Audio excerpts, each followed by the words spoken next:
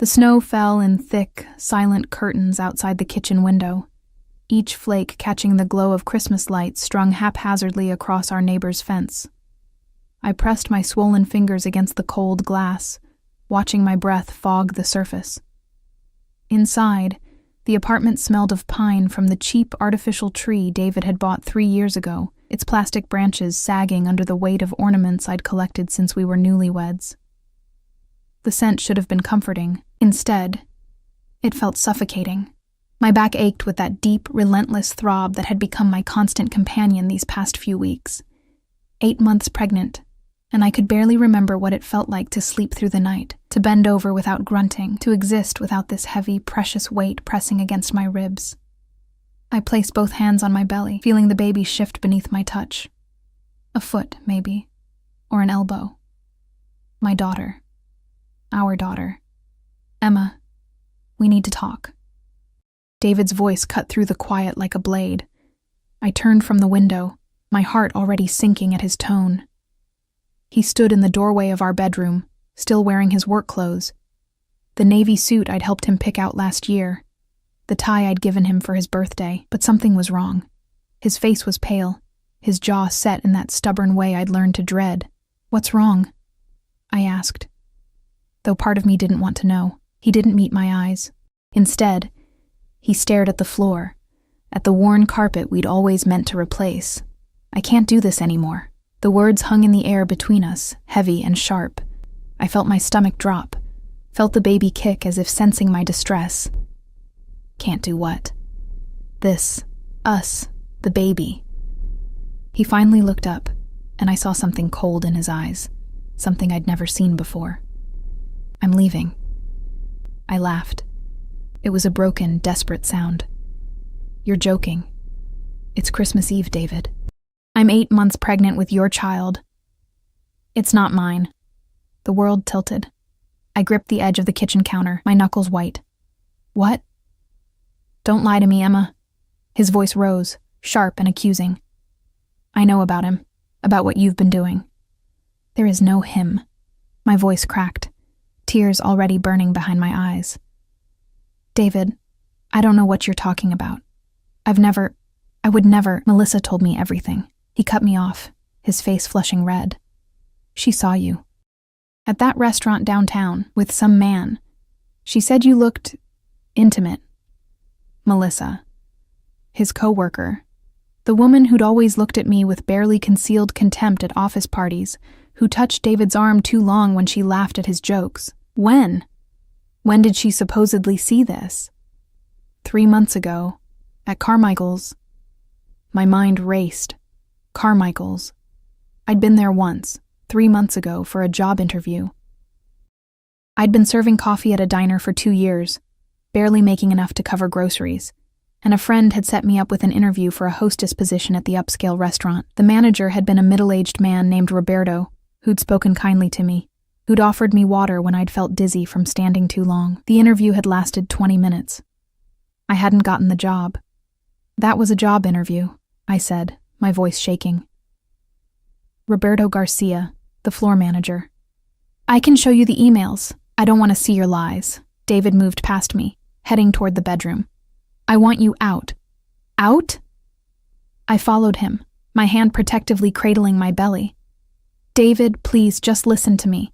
He emerged with a duffel bag, the one we'd used for our honeymoon 4 years ago. He started stuffing clothes into it. My clothes, maternity jeans, stretched-out sweaters, the soft cotton nightgowns I wore because nothing else fit anymore. "I've already talked to a lawyer. You'll be hearing from him after the holidays." "You can't do this." Panic clawed at my throat. Where am I supposed to go? It's snowing. It's Christmas Eve. I'm pregnant. You should have thought about that before you cheated on me. He zipped the bag closed with vicious finality and thrust it at me. "Get out, Emma. This is my home, too. My name is on the lease. Your name isn't on anything." His smile was cruel. I made sure of that. "Now get out before I call the police and tell them you're trespassing." I stared at him, at this man I'd loved, this man I'd married in a small ceremony at City Hall because we couldn't afford anything bigger, this man whose child was growing inside me, and I saw a stranger. My hands trembled as I took the bag. You're making a mistake. The only mistake I made was trusting you." The cold hit me like a physical blow the moment I stepped outside. I'd grabbed my winter coat, the only one that still fit over my belly. But it wasn't enough. The wind cut through the fabric, and snow immediately began gathering in my hair, melting against my scalp. I stood on the sidewalk outside our apartment building, watching the Christmas lights blur through my tears, and realized I had nowhere to go. My parents were gone. Mom to cancer 3 years ago. Dad to a heart attack 6 months after. I had no siblings.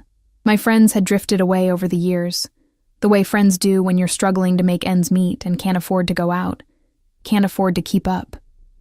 David had been my whole world, David and the baby. I pulled out my phone with shaking fingers, scrolling through my contacts. There had to be someone. Anyone. The screen blurred as tears streamed down my face. I stopped on a name, Jenna Morrison, my old roommate from before I'd married David. We hadn't spoken in over a year, but maybe I typed out a message, my fingers clumsy on the screen. "Hey, I know it's been a while and I'm so sorry to ask, but I'm in trouble. David kicked me out and I'm pregnant and I have nowhere to go. Can I please stay with you just for tonight? I'm desperate." I hit send before I could second guess myself, then wrapped my arms around my belly, trying to shield my baby from the cold. The snow was falling harder now, accumulating on the sidewalk in thick drifts. My feet were already numb in my thin boots. The phone buzzed. I looked down, hope flaring in my chest. But it wasn't from Jenna. It was a message from an unknown number. Who is this? My heart sank. Wrong number. In my desperation, I must have mistyped. I started to delete the message, to try again, but another text came through. "Are you safe?" Something about those 3 words, the directness, the concern from a stranger, broke something inside me. I sank down onto a snow-covered bench, no longer caring about the cold, about the wet seeping through my jeans. My fingers moved across the screen almost of their own accord. No, I'm not safe. I'm 8 months pregnant and my husband just kicked me out on Christmas Eve because he thinks I cheated on him. I didn't. I have nowhere to go. I'm sorry. I meant to text someone else. Please ignore this. I sent it before I could stop myself, then immediately felt foolish. What was I doing, pouring my heart out to a stranger? I started to type an apology, but another message appeared. "Where are you?" I hesitated. Every self-preservation instinct screamed at me to stop, to not give my location to someone I didn't know. But I was so cold, so tired, so desperate. What did I have to lose? Maple Street, outside the Riverside Apartments, Building 4. "Stay there, don't move, I'm sending someone." I stared at the message, my heart pounding. This was insane. I should leave, should find a shelter, should do anything but wait for a stranger. But my body wouldn't cooperate. I was so tired, so cold. The baby kicked again, harder this time, and I whispered into the snowy darkness, "It's okay, sweetheart. We're going to be okay, somehow." 20 minutes passed.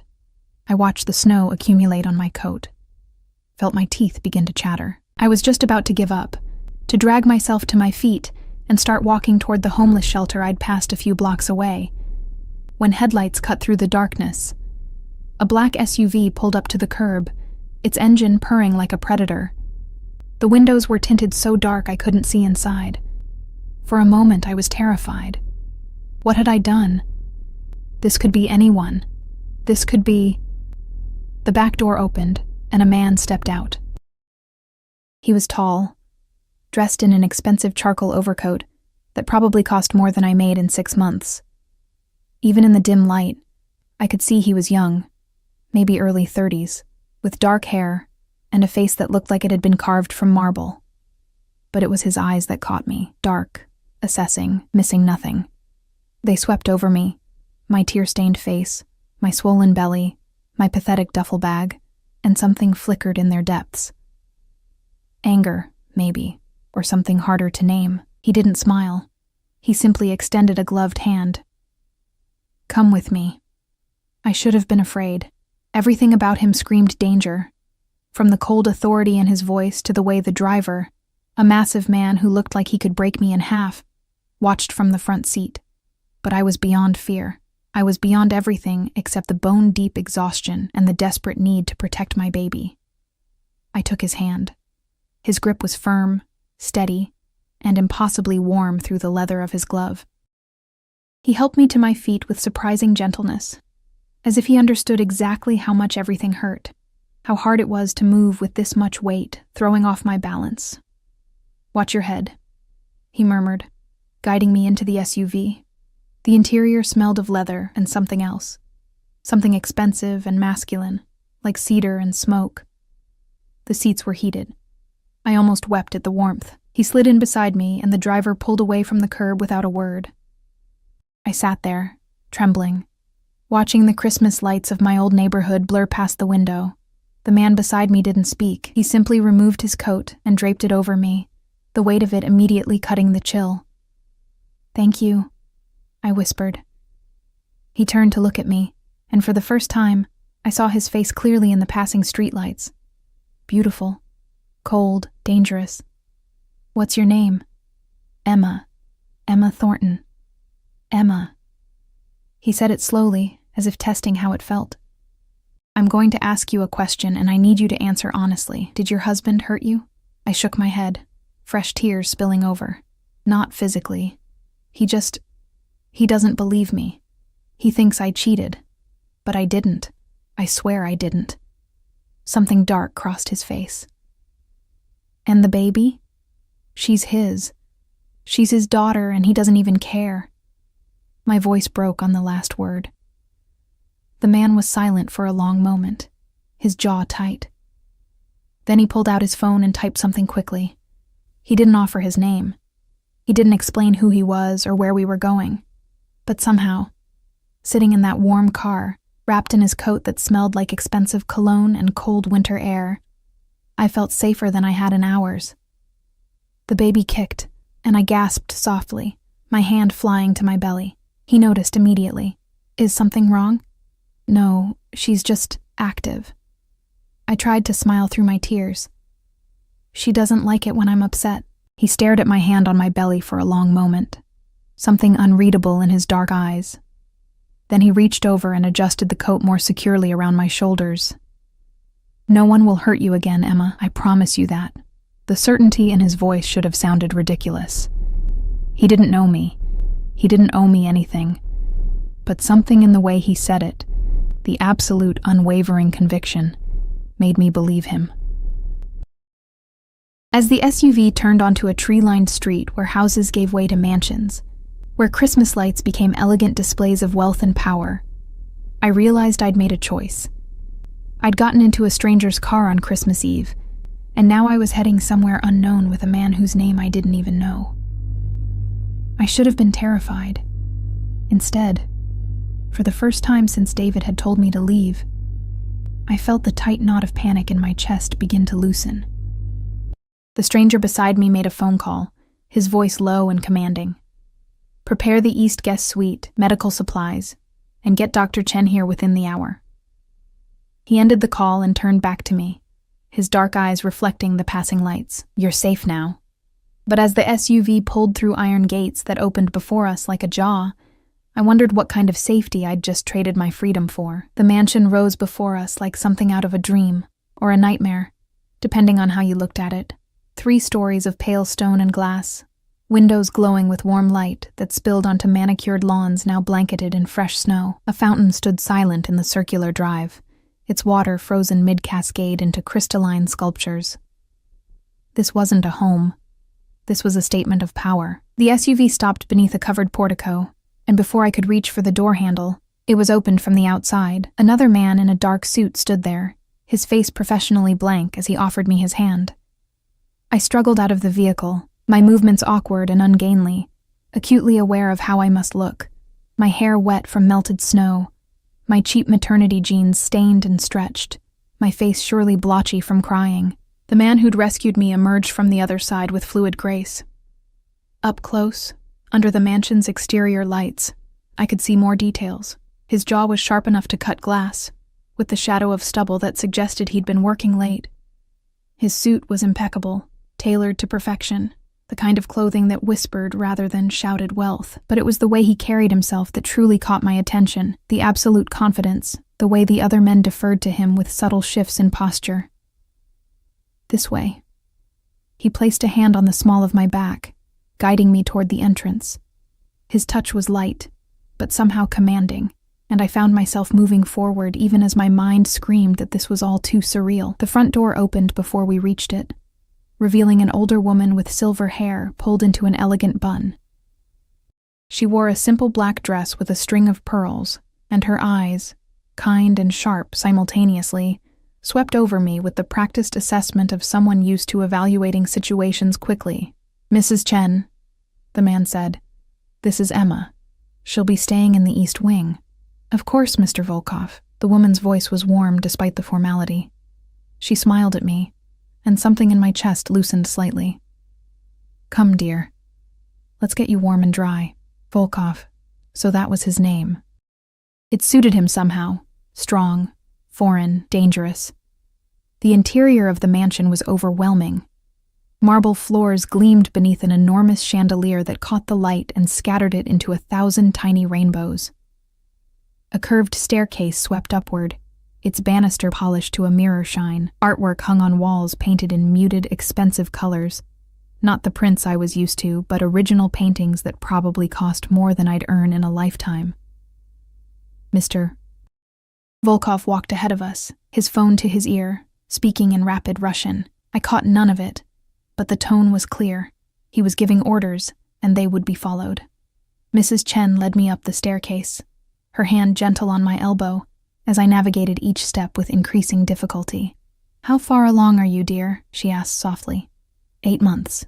Nearly 35 weeks. She made a sympathetic sound, and out in the snow on Christmas Eve. "That husband of yours should be ashamed." I didn't know how to respond to that, so I said nothing. We reached the second floor and turned down a hallway, lined with more artwork and elegant sconces that cast everything in a golden glow. She opened a door at the end of the corridor, and I stepped into a room that took my breath away. It was bigger than the entire apartment I'd shared with David. A 4-poster bed dominated one wall, piled high with pillows and covered in what looked like silk bedding in shades of cream and gold. French doors led to a balcony overlooking snow-covered gardens. A sitting area with a plush sofa and chairs surrounded a fireplace where flames already danced, filling the room with warmth. Another door stood ajar, revealing a bathroom with a clawfoot tub that could probably fit 3 people. "I'll have dinner sent up," Mrs. Chen said, moving to the fireplace to adjust the flames. "When did you last eat?" I tried to remember. "Breakfast?" No. I'd been too nervous about David's mood.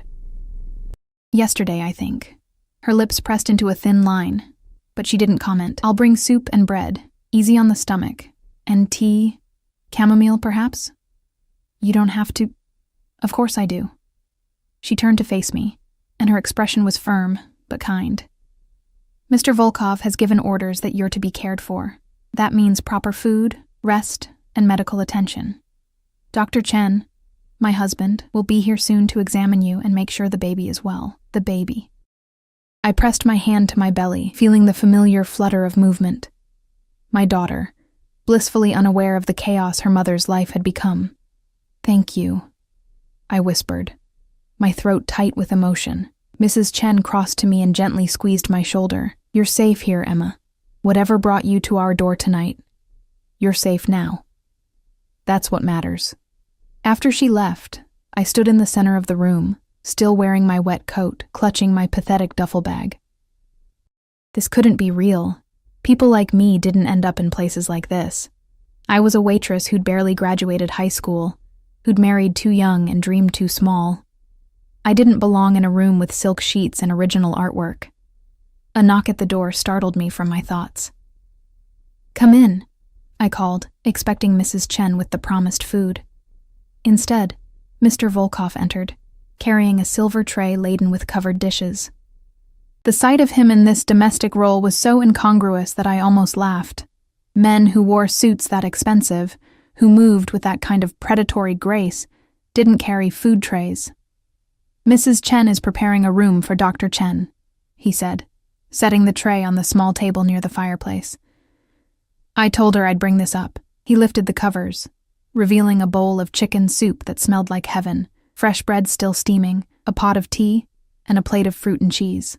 My stomach growled audibly, and despite everything, I felt my cheeks heat with embarrassment.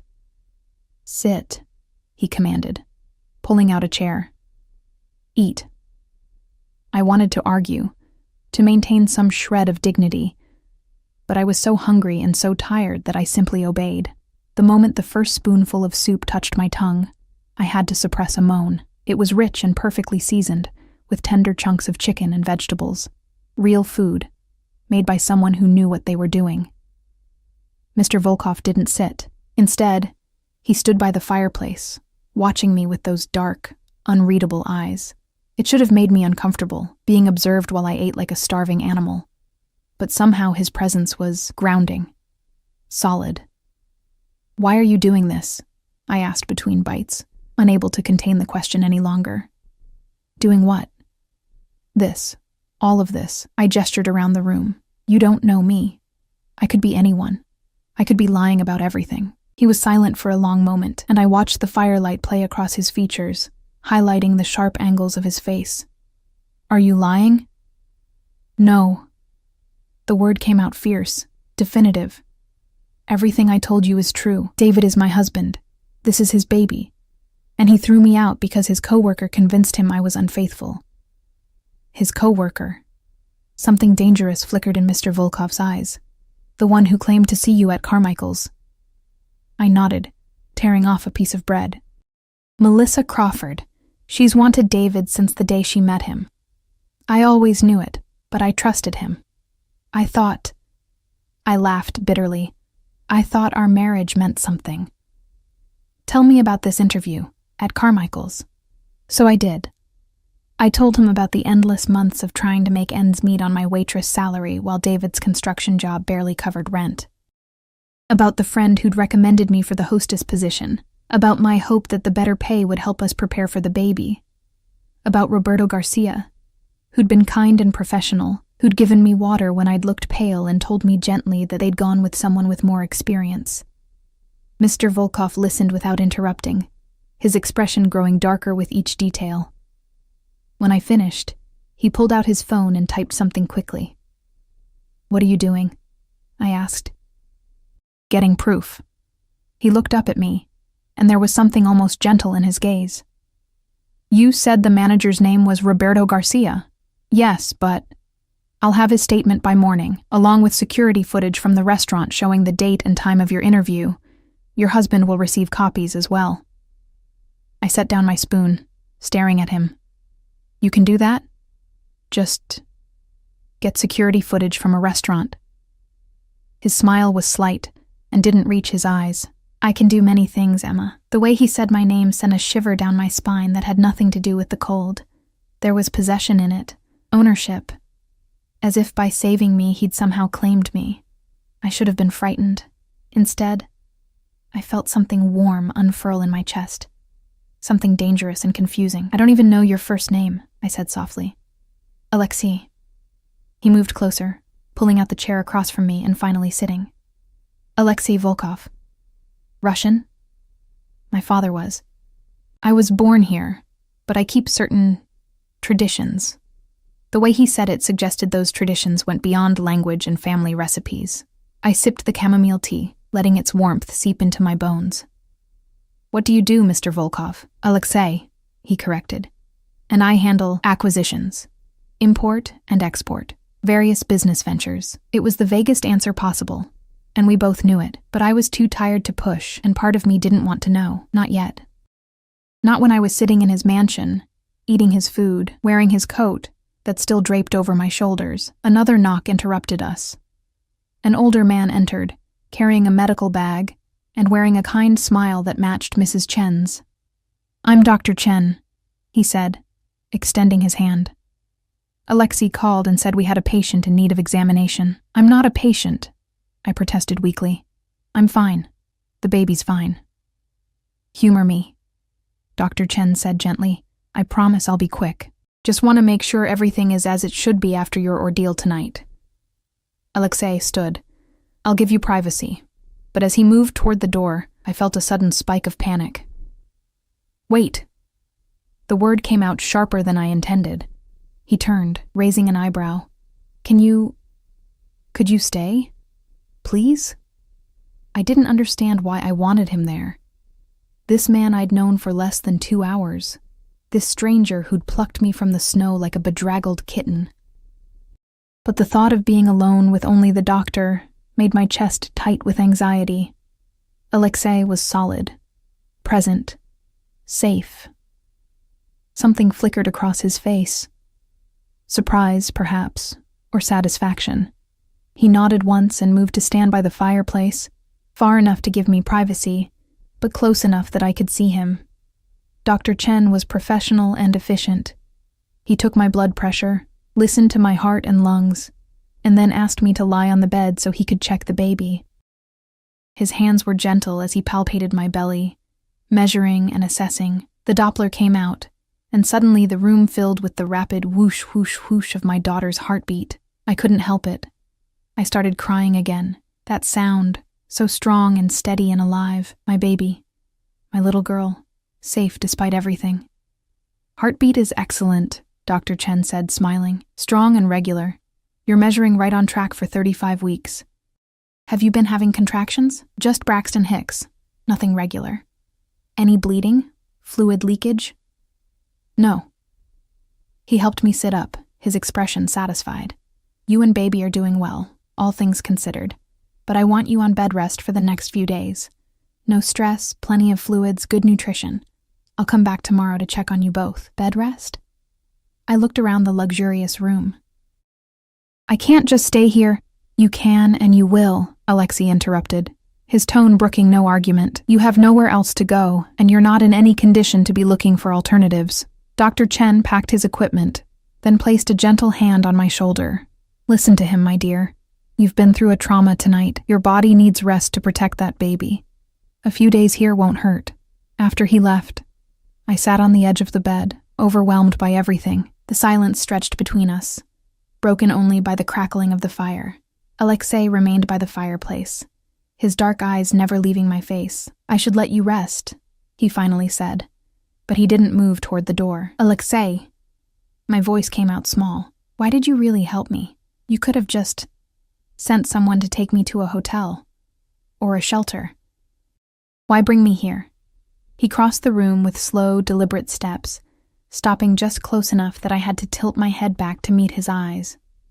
Up close, I could see flecks of gold in the dark brown, could smell that cedar and smoke scent that seemed to cling to him. He reached out, and I held my breath as his fingers gently brushed a strand of damp hair from my face. Because, he said softly, his accent thickening slightly with emotion, no one should be alone on Christmas Eve. Especially not someone carrying a child. His hand moved to hover over my belly, not quite touching. And because when I got your message, something in your words. He paused, seeming to search for the right explanation. I know what it's like to be discarded by those who should protect you. The vulnerability in that admission shocked me. This man, who commanded rooms with his presence, who had people jumping to fulfill his orders, had been hurt. Abandoned. Thank you, I whispered. For everything. His hand finally settled on my belly, large and warm and impossibly gentle. The baby kicked, and his eyes widened slightly. For just a moment, the dangerous mask slipped, and I saw something raw and wondering in his expression. Then it was gone, and he stepped back, professional distance reasserting itself. Sleep, Emma. Tomorrow we'll deal with your husband and get you the proof you need. He was at the door when I called out one more time. Alexei? That number I texted. Whose was it? He turned, and his smile was sharp enough to cut. Mine, and it's not one I give out lightly. He paused, his eyes holding mine. You were meant to find me tonight, Emma. I don't believe in accidents. Then he was gone, the door closing softly behind him, leaving me alone in a room that belonged in a fairy tale with questions I wasn't sure I wanted answered. I changed into one of the nightgowns Mrs. Chen had left folded on the bed, soft cotton that actually fit my swollen body. and slipped between sheets that felt like clouds. Outside, snow continued to fall, blanketing the world in white silence. I placed my hands on my belly, feeling my daughter move beneath my palms. "What have we gotten ourselves into, little one?" I whispered into the darkness, but exhaustion was pulling me under, and for the first time in months, I felt warm, safe, protected. I didn't know that in helping me, Alexei Volkov had just made me the most dangerous woman in the city. I didn't know that my husband's betrayal was about to unleash a chain of events that would change everything. All I knew was that when I closed my eyes, I saw dark eyes filled with an intensity that both terrified and thrilled me, and that maybe, just maybe, being found by a stranger on Christmas Eve was the best thing that had ever happened to me. I woke to sunlight streaming through gauzy curtains and the soft clink of china. For a disoriented moment, I thought I was back in the apartment with David. That everything had been a nightmare. Then I felt the silk sheets beneath my fingers, saw the elegant room bathed in morning light, and remembered. Mrs. Chen stood by the small table near the window, arranging breakfast on a tray. She looked up when I stirred, her smile warm. "Good morning, dear. How did you sleep?" "Better than I have in months," I admitted, struggling to sit up. My back protested, but less than usual. The mattress had been perfectly supportive, cradling my pregnant body in a way my old lumpy bed never had. "Excellent. Dr. Chen will be pleased." She helped me arrange pillows behind my back, then set the tray across my lap. Fresh fruit, yogurt with honey, buttered toast, and what looked like a vegetable omelet. "Eat slowly. Your stomach needs to adjust after yesterday." I picked up the fork, suddenly shy. Is Alexei awake?" Something flickered in her eyes, amusement, perhaps, or understanding. "He's been awake since 5. He's in his office handling business." She poured tea from a delicate pot. "He asked me to tell you that the information you needed arrived an hour ago." My heart leaped. "Information?" "From the restaurant, Carmichael's." She handed me an envelope that had been tucked beside the tray. "Everything you need to prove your innocence." My hands shook as I opened it. Inside were printed emails, time-stamped security camera stills, and a notarized statement from Roberto Garcia confirming my interview date, time, and duration. The photographs showed me clearly, sitting across from Roberto at a corner table, looking nervous and hopeful, my hands folded over my barely visible pregnancy bump. The timestamp read 3 months ago, exactly when Melissa claimed to have seen me being intimate with another man. There was nothing intimate about it, just a pregnant woman desperately trying to get a better job. "How did he get all this so fast?" I whispered. Mrs. Chen's smile was enigmatic. "Mr. Volkov is very good at getting what he wants, and what he wanted was to help you." I ate slowly, mechanically, my mind spinning. With this evidence, I could prove to David that Melissa had lied. I could make him see the truth. Maybe he'd realize his mistake, apologize, take me back. But even as I thought it, something cold settled in my stomach. Did I want him to take me back? The man who'd thrown his 8 months pregnant wife out into the snow on Christmas Eve without even listening to her side? The man who'd trusted a coworker over his own wife? A knock at the door interrupted my thoughts. Mrs. Chen opened it, and my breath caught. Alexei stood in the doorway, dressed in another immaculate suit. This one charcoal gray with a dark blue tie. His hair was slightly damp, as if he'd recently showered, and he smelled of expensive cologne and something uniquely him. His eyes found mine immediately, scanning my face as if checking for signs of distress. "You slept well." His voice was lower than I remembered, rougher, as if he hadn't used it much this morning. "Yes, thank you, for everything." I held up the envelope. "Mrs. Chen said you got this for me." He moved into the room with that predatory grace, dismissing Mrs. Chen with a subtle nod. She left, closing the door behind her. Suddenly, the large room felt smaller, more intimate. Alexei pulled a chair close to the bed, sitting so that we were nearly at eye level. "Your husband received copies an hour ago," he said, along with a message suggesting he verify the information before making further accusations. He probably won't even look at it. When David makes up his mind about something, he'll look. The certainty in Alexei's voice was absolute. I made sure of it. I didn't ask how. I was learning that Alexei operated in ways I couldn't begin to understand. What do I do now? That depends. What do you want to do? I set down my fork, my appetite suddenly gone. I want my husband to know the truth. I want him to apologize. My voice broke. I want my life back. Alexei was quiet for a long moment, his dark eyes studying me with an intensity that made my skin prickle. And if he doesn't apologize? If he refuses to believe the evidence? The question hung in the air between us, heavy with implications I wasn't ready to examine. I don't know, I whispered. He reached out and gently took my hand. His palm was warm, slightly calloused, and the touch sent electricity racing up my arm. You have options, Emma. You don't have to go back to a man who doesn't deserve you. I'm pregnant with his child. I have no money, no job, no family. What options do I have? You have me. The words were simple, but the weight behind them was enormous. I looked up at him, searching his face for meaning. I don't understand. Stay here. Let me take care of you and the baby. You need rest, proper nutrition, medical care. I can provide all of that. His thumb stroked across my knuckles, the gesture almost absent-minded. After the baby comes, we'll figure out the rest. You're offering to let a stranger live in your house and have a baby here? I couldn't keep the disbelief from my voice. Why would you do that? His jaw tightened. I have my reasons. That's not an answer. It's the only one I can give you right now. He stood abruptly, releasing my hand, and I felt the loss of his touch like a physical thing. Think about it. In the meantime, you should rest. Dr. Chen will be here this afternoon. He was at the door when my phone buzzed on the nightstand. I picked it up, my heart sinking when I saw David's name on the screen. Alexei paused, watching me.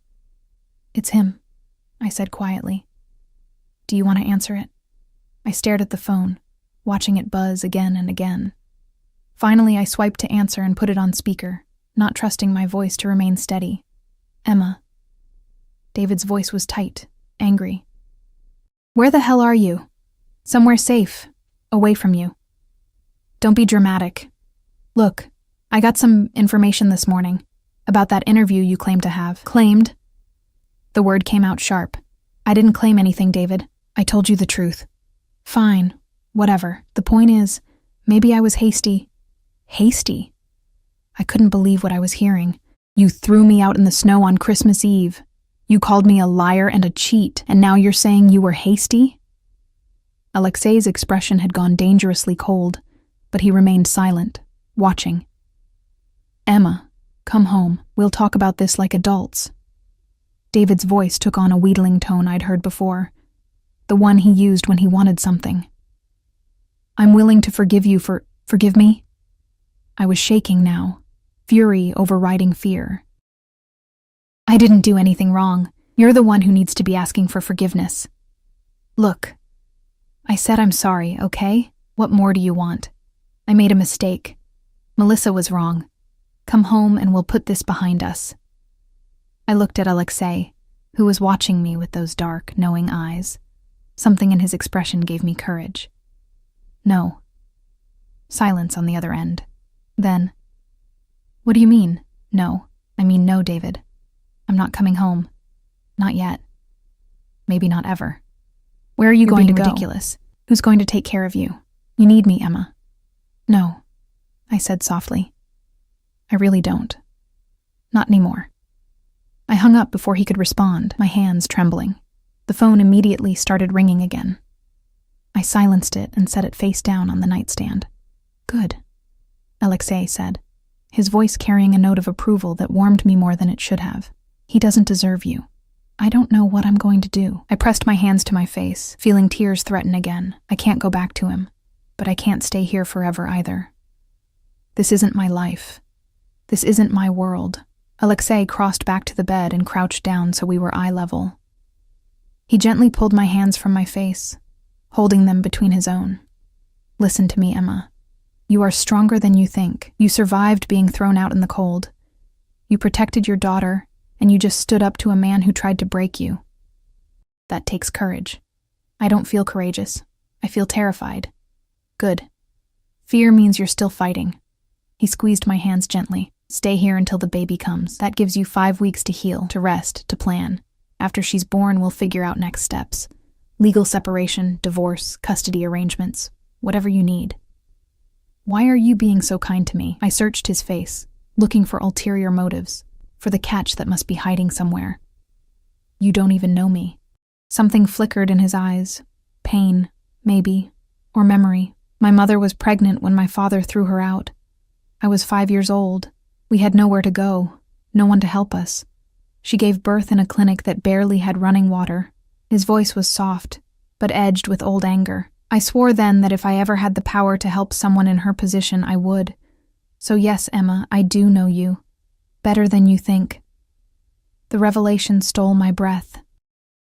I saw him differently now. Not just the powerful, dangerous man in the expensive suit, but a little boy who'd watched his mother suffer, who'd grown up determined to protect those who couldn't protect themselves. I'm sorry, I whispered. That must have been terrible. It made me who I am. He stood, his mask of control sliding back into place. Rest now. Mrs. Chen will bring lunch later. And Emma? He paused at the door. Your husband will call again, probably many times. You don't have to answer. But if you choose to, remember, you hold all the power now, not him. After he left, I lay back against the pillows, my mind whirling. Through the window, I could see the snow-covered grounds stretching toward a line of trees in the distance. Somewhere beyond those trees was my old life. The cramped apartment, the struggling marriage, the constant worry about money. Here, in this room with its silk sheets and fireplace and endless comfort, I could almost forget that life existed. Almost. The day passed in a strange, dreamlike haze. Dr. Chen came and pronounced both me and the baby healthy. Mrs. Chen brought meals that were better than anything I'd eaten in years. I showered in the enormous bathroom, using soaps that smelled of lavender and vanilla, letting hot water soothe muscles I hadn't realized were so tight. But always, in the back of my mind, I was aware of Alexei somewhere in the house. I heard his voice occasionally, speaking Russian on the phone, giving orders to staff, conducting the mysterious business that required him to be awake at 5 a.m. And each time I heard him, something in my chest tightened with a feeling I didn't want to name. Evening came, bringing with it a soft knock on my door. I expected Mrs. Chen with dinner, but instead, Alexei entered carrying a large box wrapped in silver paper. What's this? I asked, eyeing the package suspiciously. It's Christmas. He set the box on the bed. You should have a gift. Alexei, you've already given me so much. Open it. I pulled off the paper carefully, revealing a white box with a prestigious department store logo. Inside, nestled in tissue paper, was the most beautiful maternity dress I'd ever seen. Deep emerald green velvet with long sleeves and a flowing skirt that would accommodate my belly. It was elegant and expensive and completely impractical for someone like me. It's too much, I protested, even as my fingers stroked the soft fabric. There's a dinner tonight. Family tradition. I'd like you to join us. His expression was carefully neutral, but I caught something underneath. Uncertainty, maybe, as if my answer mattered. I couldn't. I'm not family. I'd be intruding. You'd be my guest. Please, Emma. The house feels less empty with you in it. The admission, small as it was, felt enormous. This powerful man who commanded respect and fear was lonely. And somehow, my presence made that loneliness less. Okay, I heard myself say. I'll come. His smile was slight but genuine, transforming his face from dangerous to devastating. Dinner is at 7. Mrs. Chen will help you get ready. After he left, I held the dress up to myself, catching my reflection in the mirror. The woman looking back at me was a stranger. Cheeks flushed, eyes bright, pregnant belly prominent beneath borrowed nightclothes. 24 hours ago, I'd been sobbing on a snowy bench, broken and desperate. Now I was standing in a mansion, holding a designer dress, preparing to have Christmas dinner with a man who looked at me like I was something precious. My phone buzzed again. David. I ignored it. Mrs. Chen arrived at 6:30 to help me dress. She styled my hair into soft waves, applied subtle makeup that made me look alive instead of exhausted, and helped me into the velvet dress.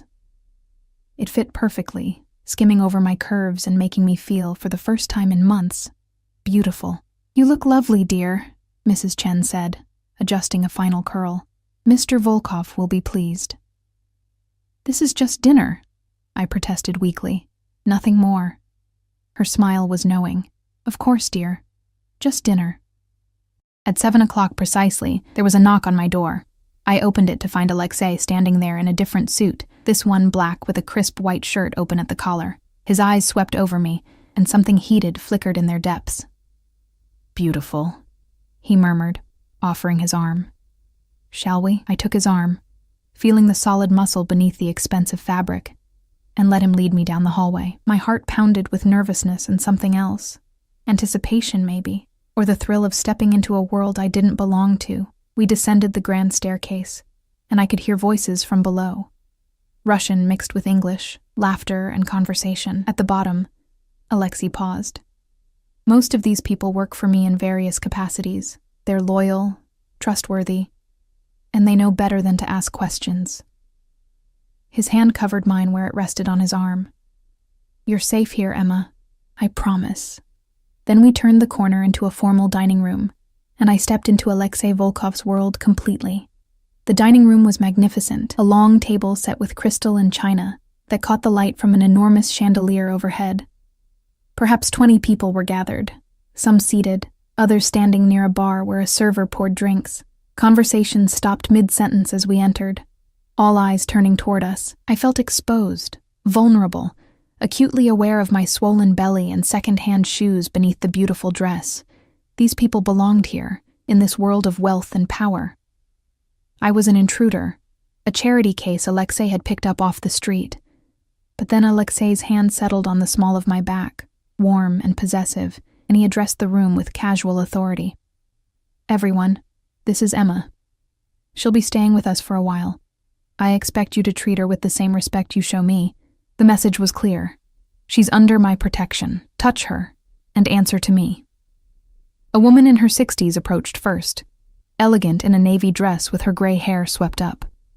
Her eyes were sharp, but not unkind as they assessed me. "I'm Katerina Volkova, Alexei's aunt. Welcome, dear." She took my hand in both of hers, her grip firm. "Any friend of my nephew's is family here." Others followed. Victor, head of security, a bear of a man with kind eyes, Dmitri, Alexei's second-in-command, younger and sharper, who watched me with undisguised curiosity, Elena, who managed the household staff, and more whose names blurred together in my nervousness. Alexei guided me to a seat beside his at the head of the table. As everyone settled into their places, servers appeared with the first course, a delicate soup that smelled of mushrooms and cream. The conversation resumed in a mixture of English and Russian, punctuated by laughter and the clink of silverware. I tried to eat, hyper-aware of Alexei beside me. He engaged in conversation with his guests, but I noticed his attention kept drifting back to me, making sure my water glass was full, that I had everything I needed, that no one made me uncomfortable. "So, Emma," Katerina said from across the table, her accent thick but her English perfect. "How did you meet my nephew?" The room quieted slightly, everyone suddenly interested in my answer. I felt my cheeks heat. "I texted him by accident, on Christmas Eve." Katerina's eyebrows rose. "By accident?" "I was trying to reach a friend. I had the wrong number." I glanced at Alexei, who was watching me with those dark eyes. I was in trouble, and he helped me. "What kind of trouble?" Dmitri asked, his tone casual but his eyes sharp. "Dmitri." Alexei's voice was soft but carried a warning. "Emma's past is her own business." But I found myself answering anyway, maybe because of the wine I'd refused, but everyone else was drinking, loosening their tongues and creating a warm, convivial atmosphere. Or maybe because these people, despite their obvious danger, felt more like family than my own husband had in months. "My husband threw me out," I said quietly. "He thought I'd been unfaithful. I hadn't. But he wouldn't listen. So I ended up on a bench in the snow, and I texted what I thought was my friend's number. I looked at Alexei. It was his instead. Silence fell over the table. Then Katerina spoke, her voice hard as stone. He threw out his pregnant wife? On Christmas Eve? He believed a lie someone told him. I explained, though I didn't know why I was defending David.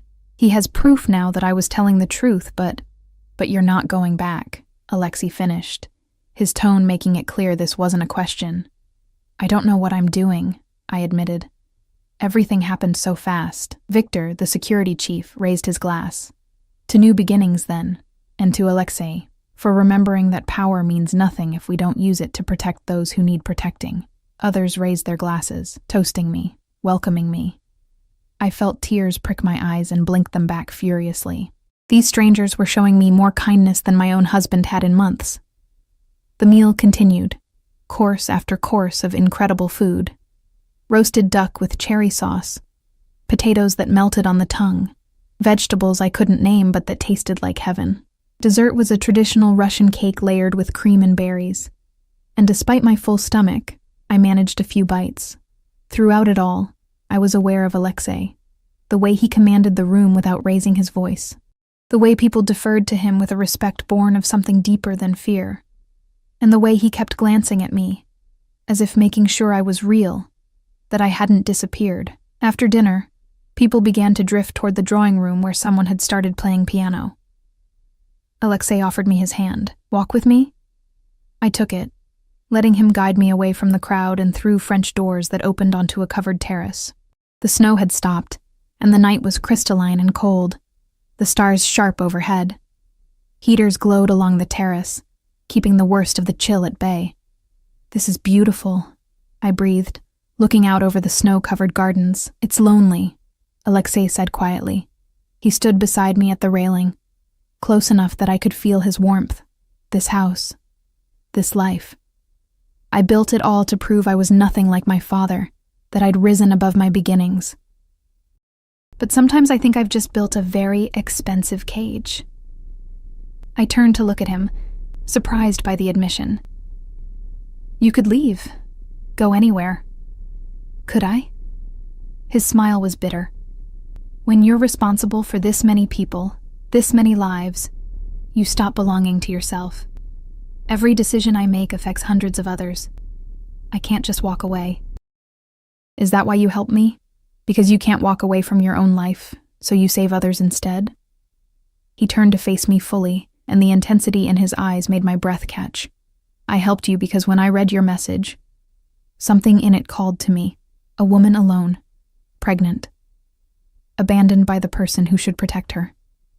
His hand came up to cup my face, his thumb stroking my cheek. I saw my mother in you. But when I saw you, Emma, sitting on that bench, looking so small and scared and brave, I didn't see my mother anymore. I saw you. My heart was pounding so hard I was sure he could hear it. Alexei, you should know something about me, he continued, his voice low and rough. I'm not a good man. The things I do, the business I run, it's not legal, not moral. I've hurt people. I've done things that would make you run from this house and never look back. Are you trying to scare me? I'm trying to be honest with you, because in a few weeks, you'll have a baby, and you'll need to make decisions about your future. And if you choose to stay here to let me help you, you need to know what that means. What does it mean? I whispered. His other hand came up, framing my face between his palms. It means you'll be under my protection. It means anyone who tries to hurt you will answer to me. It means... He stopped, seeming to struggle with the words. It means I won't be able to let you go easily. The admission hung between us, heavy with implication. He was warning me, giving me a chance to run while I still could. But standing there in the cold night air, his hands warm on my face, his dark eyes boring into mine, I didn't want to run. I'm not afraid of you, I said, and was surprised to realize it was true. You should be. But his thumbs stroked my cheeks tenderly, contradicting his words. I'm already too invested in you, Emma. In you and your daughter. And when I'm invested in something, I don't let go. Before I could respond, my phone buzzed in the small purse Mrs. Chen had provided. I pulled it out. my stomach sinking when I saw David's name. Not a call this time, but a text. We need to talk, face to face, tomorrow. There are things you don't understand. Alexei read it over my shoulder, and I felt him tense. What things could you possibly not understand? He accused you falsely, threw you out, and now he wants to manipulate you into coming back. Maybe he's right. Maybe there are things I don't know. No. Alexei's voice was hard. You don't owe him anything, Emma. Not your time, not your explanations, not your presence. He's still my husband, and he's the father of my baby. Biologically, yes, but being a father is more than genetics. It's showing up, protecting, providing. Has he done any of that? I couldn't answer, because we both knew he hadn't. Alexei took the phone from my hands and typed a response before I could stop him. Emma will meet you tomorrow at 2 p.m. at Carmichael's restaurant. She won't be alone. If you have something to say it then. Alexei, you can't just... I can. And I did. He handed the phone back. You need closure, I understand that. But you're not meeting him alone, and you're not meeting him somewhere private where he can pressure you. Public place. My people nearby. Clear boundaries. Your people? Victor will drive you. Dmitri will be at a nearby table. You'll be safe. I don't need bodyguards to meet my husband. Yes, he said firmly. You do. Because I don't trust him not to hurt you again. Maybe not physically, but emotionally? Absolutely. His hand slid down to my shoulders. Let me protect you, Emma. It's what I'm good at. I wanted to argue, to insist I could handle this myself, but the truth was, I was terrified of seeing David again, of his ability to make me doubt myself, to twist words until I didn't know what was true anymore. Okay, I whispered. But I want you there too. Something fierce flashed in Alexei's eyes. I wouldn't be anywhere else. Inside, the piano music had shifted to something slower, more melancholy. Through the glass doors, I could see Katerina dancing with Victor, their movements practiced and comfortable. It looked warm in there, safe, like a world I desperately wanted to be part of. Come, Alexei said, offering his hand. Dance with me. I can barely walk without waddling.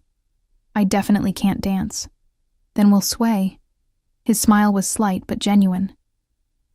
And you'll let me pretend for a few minutes that you belong here. I don't belong anywhere right now, I admitted. Then belong here, with me. Even if just for tonight. He led me inside, and despite my protests, he pulled me gently into his arms. One hand settled on my lower back, the other clasped mine, and we moved in small circles to the piano's melody. My belly pressed against him, the baby moving between us, and I saw something soften in his expression. She's active tonight, I murmured. She knows she's safe. His voice was rough with emotion. You both are. We swayed together, and I let myself relax into his embrace. He smelled like expensive cologne and winter air, and something uniquely him. His hand was warm and solid on my back, his touch gentle despite the power I knew lived in those fingers. Around us, others danced and talked and laughed, but I was aware only of him.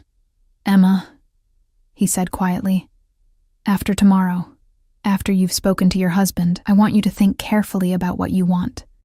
Not what you think you should want, not what's expected, but what will make you happy, because whatever you decide, I'll support it, even if it means letting you go. I pulled back to look at him, searching his face. And if I decide to stay? His eyes darkened with something that made my pulse race. Then I'll spend every day making sure you never regret it.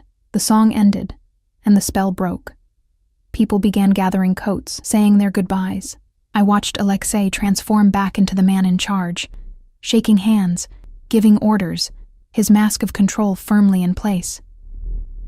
But when he looked at me, I saw beneath it to the man who'd admitted his loneliness, who'd danced with a pregnant stranger, who'd promised to protect me from everything, including my own doubts.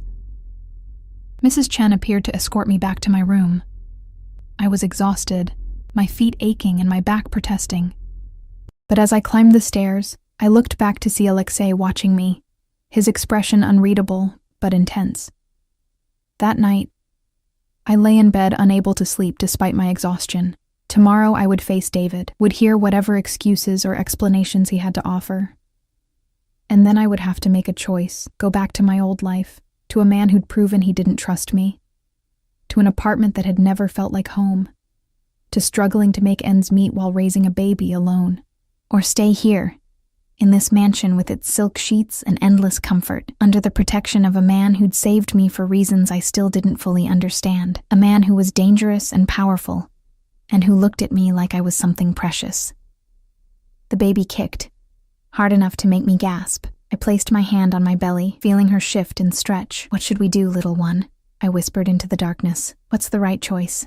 But she had no answers, and neither did I. All I knew was that tomorrow everything would change again, and this time, I would have to decide my own fate. The morning came too quickly. I woke to gray light filtering through the curtains and the sound of rain pattering against the windows. The snow was melting, turning the pristine white landscape into something muddier, more real. Appropriate, I thought, for what lay ahead. Mrs. Chen brought breakfast, but I could barely eat. My stomach was twisted in knots, and the baby seemed to sense my anxiety, moving restlessly beneath my ribs. At 1 o'clock, she helped me dress in clothes that had appeared in the closet overnight. Maternity jeans that actually fit, a soft sweater in deep blue, a coat that was warm without being bulky. Everything perfectly my size, perfectly chosen. Alexei's doing, of course. At 1:30, Victor appeared at my door. He was as large as I remembered, but his smile was kind as he offered his arm. "Ready, Miss Emma?" "No," I admitted, "but let's go anyway." The SUV was warm and comfortable, the leather seats heated against the cold. Victor drove in silence, giving me space with my thoughts. Dimitri sat in the front passenger seat, his sharp eyes scanning everything we passed. I felt simultaneously protected and trapped. Carmichael's restaurant looked different in daylight, less intimidating than I remembered from my interview 3 months ago. It was elegant but not ostentatious, with large windows looking out onto a street lined with boutiques and cafes. Victor pulled up to the front entrance, and suddenly Alexei was there, opening my door before I could reach for the handle. He'd changed since this morning, now wearing dark jeans and a black sweater under his coat, more casual than I'd seen him, but no less commanding. His eyes searched my face. "You don't have to do this." "Yes, I do." I took his offered hand and let him help me out. "I need to hear what he has to say. I need closure, I think." He nodded but didn't release my hand. "Victor will be at the bar, Dimitri at a table near the back. I'll be right beside you. If at any point you want to leave, just say the word. Alexei, you don't need to sit with me. David will. I don't care what David thinks." His voice was hard. "You're under my protection. That means I stay close." Inside, the restaurant was quiet. Too early for the dinner rush, but past the lunch crowd. A hostess led us to a corner booth where we could see the entire room. Alexei slid in beside me, close enough that his thigh pressed against mine, his arm draped casually across the back of the booth behind my shoulders. To anyone watching, we looked like a couple. The thought sent a confusing flutter through my chest. At precisely 2 o'clock, David walked in. I barely recognized him. He looked haggard, his face unshaven, his clothes rumpled as if he'd slept in them. His eyes found me immediately, then moved to Alexei, and I saw his expression harden. He approached our table slowly, his hands shoved in his pockets. "Emma." His voice was tight. "Who's this?" "A friend," I said, proud that my voice didn't shake. "You said you wanted to talk, so talk." David's eyes never left Alexei, who stared back with the kind of cold, predatory focus that made me understand why people feared him. Finally, David slid into the booth across from us, his jaw clenched. "I didn't expect you to bring company. I didn't expect to be thrown out in the snow," I countered. "Yet, here we are." He flinched. "Emma, look, I know I messed up. I got that evidence you sent, and I believe you now. About the interview. About Melissa lying. How generous of you." "Don't be like that. I'm trying to apologize." He ran a hand through his hair, making it stand up in greasy spikes. Melissa admitted she lied. She said she was jealous, that she wanted to break us up so she could… Well, it doesn't matter now. Point is, I know the truth. And it only took you kicking out your pregnant wife to figure it out. Beside me, I felt Alexei tense, his fingers tightening slightly on my shoulder. I panicked, okay? I thought you'd cheated and I just reacted. David's eyes finally met mine, and I saw something desperate in them. But I'm asking you to come home now. We can fix this. We can be a family. Can we? I asked softly. Because I'm not sure we ever were, David. Not really. What's that supposed to mean? It means I've been thinking, a lot, about our marriage, about how we got here. I took a breath, feeling Alexei's solid presence beside me like an anchor. When was the last time you asked how I was feeling? About the pregnancy? About anything? David's face flushed. I work long hours to provide for us. You work long hours to avoid coming home. And when you are home, you're on your phone or watching TV or complaining about how tired you are. I've been growing our daughter alone, David. You haven't been to a single doctor's appointment. You don't know what position she's in, or that she kicks hardest when I eat chocolate, or that I've been having back pain so bad I can barely sleep. You never told me. I tried, but you never listened. You never saw me. My voice broke, but I pushed on. And the first time something went wrong, the first time you had a chance to prove you trusted me, you chose to believe a woman you barely know over your own wife. Silence fell over the table. David stared at me, his face pale. I said, I'm sorry. What more do you want? I want to know why I should come back. Give me one good reason why I should believe things will be different. He opened his mouth, closed it, opened it again. Because I'm your husband. Because that's my baby you're carrying. Because we made vows. Vows you broke the moment you threw me out. I felt tears burn behind my eyes, but refused to let them fall. Not here. Not for him. I've been staying somewhere safe. Somewhere I'm cared for and protected. For the first time in months, I'm not worried about money or food or whether I matter to anyone. And you want me to give that up to come back to an apartment where I was invisible? Wait. David's eyes narrowed, flicking between me and Alexei. Where exactly have you been staying? That's none of your business. The hell it isn't. You're my wife, Emma. I have a right to know where you've been sleeping, who you've been with. His gaze landed on Alexei with sudden understanding. Oh my God. You've been with him, haven't you? This guy? What is this? Some kind of revenge? Alexei spoke for the first time, his voice quiet and deadly. Watch your tone when you speak to her. Who the hell are you? David demanded. Some rich guy she found to take care of her? Is this what you do, Emma? Jump from one man to another? That's enough. I cut him off, my voice sharp as a blade. You don't get to do this. You don't get to accuse me of anything not after what you did. Then tell me the truth. Are you sleeping with him? I felt Alexei tense beside me. Felt the danger radiating off him like heat, but I placed my hand on his thigh, a silent plea for patience, and answered David myself. No. Not that it's any of your business, but Alexei has been nothing but respectful and kind. He gave me a place to stay when I had nowhere to go. He made sure I was warm and fed and safe. He got me medical care and proof of my innocence, and never once asked for anything in return. I leaned forward, holding David's gaze. He's been more of a partner to me in 3 days than you've been in 3 years. David's face went from red to white. You can't be serious. You're going to leave me for some stranger? I'm not leaving you for anyone. I'm leaving you because of you, because you proved that when things get hard you won't stand by me, because you value your pride and ego more than you value your family. I took a shuddering breath. I deserve better than that. Our daughter deserves better than that. Emma, please. His voice cracked, and I saw tears in his eyes. I love you. I know I screwed up, but I love you. Don't throw away our marriage over one mistake. For a moment, just a moment, I wavered. This was the man I'd married, the man I'd promised to love for better or worse. Maybe I was giving up too easily. Maybe I should try harder. Then I felt the baby kick, hard and insistent, and I remembered. Remembered sitting alone in doctors' offices. Remembered crying myself to sleep while David snored beside me, oblivious.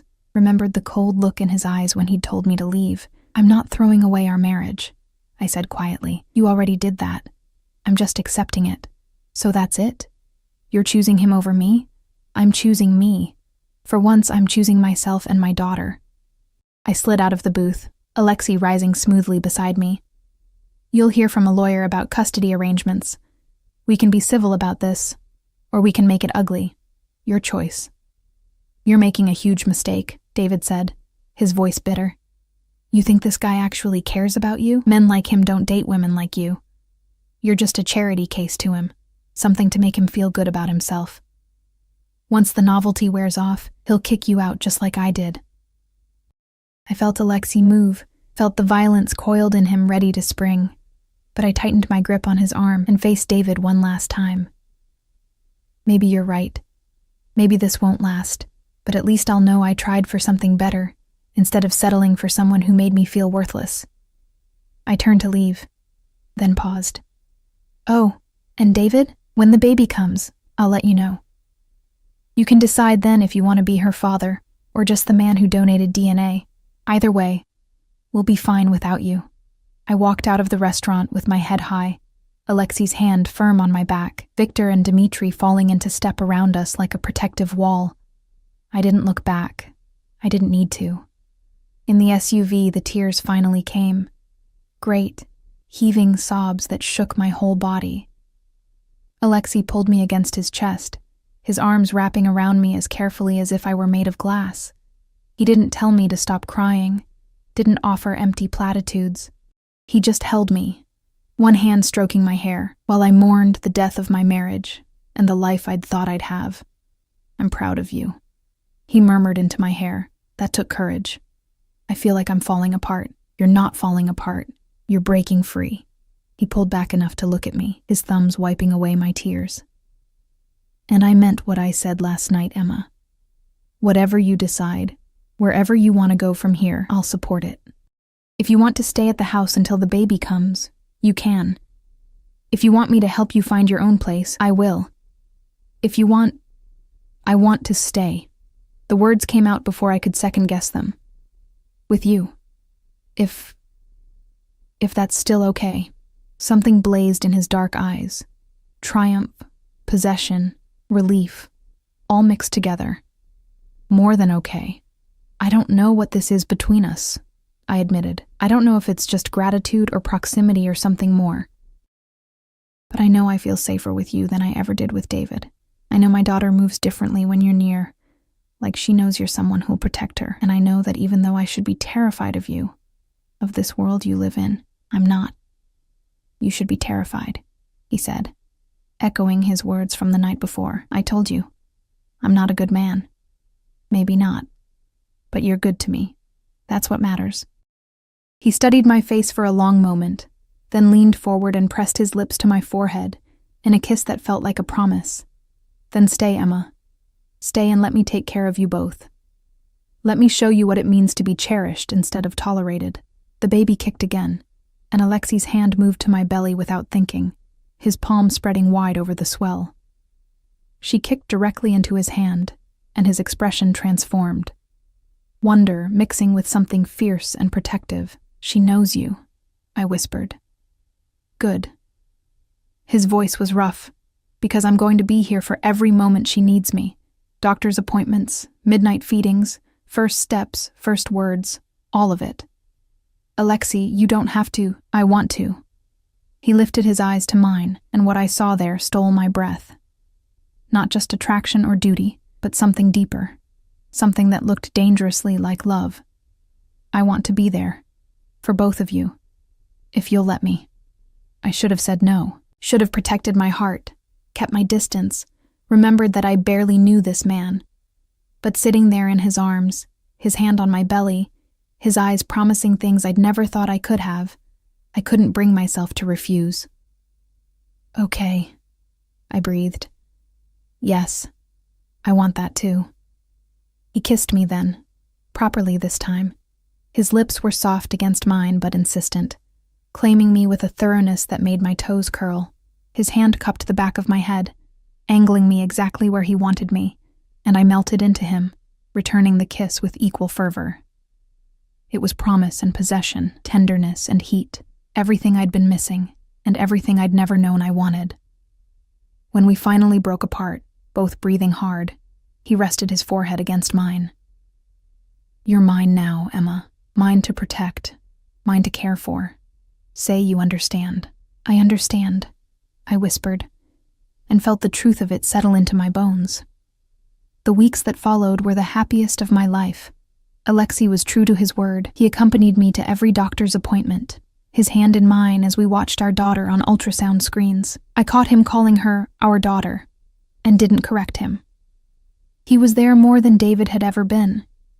He had a nursery prepared, decorated in soft creams and golds, with a crib that probably cost more than my first car. Mrs. Chen taught me Russian lullabies. Victor showed me photos of his own grandchildren and promised to spoil my daughter just as much. Dmitri, surprisingly, turned out to be an expert in baby-proofing and spent an afternoon making sure every corner of the house was safe. I learned about Alexei's business in pieces, enough to understand it wasn't entirely legal, that he operated in gray areas that sometimes turned dark. But I also saw how he cared for the people who worked for him, how he was fair even when he was ruthless, how he kept his word without fail, and I learned about the man himself. How he woke at dawn to swim laps in the indoor pool. How he read constantly, Russian literature mostly, but also business journals and history books. How he had a scar on his left shoulder from a knife fight when he was 19. How he was terrified of failing the people who depended on him. How he'd been alone for so long that having me in his space was both thrilling and unsettling. How he looked at me like I was the answer to a question he'd been asking his whole life. 3 weeks after the confrontation with David, my water broke at 2 a.m. Alexei was awake instantly, calm and efficient as he called Dr. Chen and helped me into the car. Victor drove us to the private hospital where a suite was already prepared, and Alexei stayed by my side through every contraction, every moment of pain. 14 hours later, our daughter was born. She came into the world screaming, pink and perfect, and absolutely furious at being evicted from her warm home. The nurse placed her in my arms, and I sobbed as I looked at her tiny face, her shock of dark hair, her perfect fingers that wrapped around mine with surprising strength. "She's beautiful," Alexei whispered, his voice thick with emotion. He sat beside me on the bed, one arm around my shoulders, staring at the baby with wonder. "Perfect. Just like her mother. Do you want to hold her?" I asked. His hands trembled slightly as he took her, cradling her against his chest with such tenderness that fresh tears spilled down my cheeks. She quieted immediately, her dark eyes, so like his, blinking up at him. And I watched Alexei Volkov, feared businessman and dangerous man, fall completely in love with a 7-pound baby girl. "Hello, little one," he murmured in Russian, then English. "I'm Alexei. I've been waiting to meet you." She made a small sound, her fist finding its way to her mouth. He laughed, the sound full of delight, and looked at me with eyes that held everything: love, gratitude, promise. "What should we name her?" I asked. We'd discussed names but never decided on one. Now, watching them together, a name came to me fully formed: Katya, after your aunt. His expression softened. "You want to name her after Katerina?" "She's part of this family now. We both are." I reached out and stroked Katya's cheek, soft as silk. "And she should have a name that reflects where she belongs." "Katya Volkov," he said, testing it. Then he looked at me, his gaze intense. "Not Thornton. Volkov. I want her to have my name. Alexei, I know we're not married. I know this is fast, unconventional, probably crazy, but I want to claim her as mine, Emma. Legally, officially, I want to adopt her, if you'll let me. I want to be her father in every way that matters." My heart felt too big for my chest. "What about David? He signed away his parental rights 2 days ago, in exchange for you not pursuing child support or involving him in any way." Alexei's expression was carefully neutral, but I caught the edge of satisfaction. I may have had my lawyers make the process very easy for him. I should have been upset that he'd handled this without telling me, but looking at him holding Katya, at the love written plainly on his face, I couldn't find it in myself to care. "Yes," I whispered. "Yes, you can adopt her. You can be her father." He kissed me then, carefully, mindful of the baby between us. "And you, Emma? Will you marry me?" I pulled back, staring at him. "What? Marry me? Not today, not until you're ready. But someday. Say you'll be my wife, that we can be a real family, that I can spend the rest of my life showing you what it means to be loved the way you deserve." It was too fast, too crazy, too much. It was also everything I'd ever wanted. "Yes," I said, laughing and crying at the same time. "Yes, I'll marry you." Katya chose that moment to start fussing, and we both laughed, the moment breaking into something warm and domestic. Alexei handed her back to me, and I began to nurse her, marveling at how natural it felt. "How right. I love you," Alexei said quietly, his hand covering mine where it cradled Katya's head. "I didn't think I could, didn't think I knew how, but you taught me. Both of you." "I love you too," I admitted. "It's terrifying and wonderful and completely insane. The best things usually are." 6 months later, on a perfect summer day, I married Alexei Volkov in the gardens of his mansion. Katya was there, held by Katerina, wearing a tiny white dress and looking angelic for approximately 5 minutes before she spit up on Victor's expensive suit. Dr. and Mrs. Chen served as witnesses. Dmitri gave a toast in Russian that made everyone laugh and made Alexei blush. And I stood beside the man who'd saved me on the worst night of my life and promised to love him for all the best nights to come. I never saw David again. I heard through mutual acquaintances that he'd married Melissa a year later, and they'd moved to another state. I felt nothing when I heard, no regret, no vindication, nothing. That chapter of my life was closed. This was my life now, this mansion with its gardens and security, and people who'd become family. This man who looked at me like I hung the moon and treated our daughter like she was made of spun glass and starlight. This beautiful, complicated, dangerous, perfect life. As I danced with my husband at our wedding, Katya sleeping peacefully in her bassinet nearby, I thought about that snowy Christmas Eve when I'd texted a wrong number in desperation, about how one moment of chance had changed everything. "What are you thinking about?" Alexei murmured, his hand warm on my waist, about how I texted the wrong number. "The right number," he corrected, pulling me closer. "The only number that mattered. The only number that mattered," I agreed. And as the music swelled and the sun set over our new life together, I finally understood what it meant to be home. Not a place, a person. And I'd found mine in the most unexpected way possible.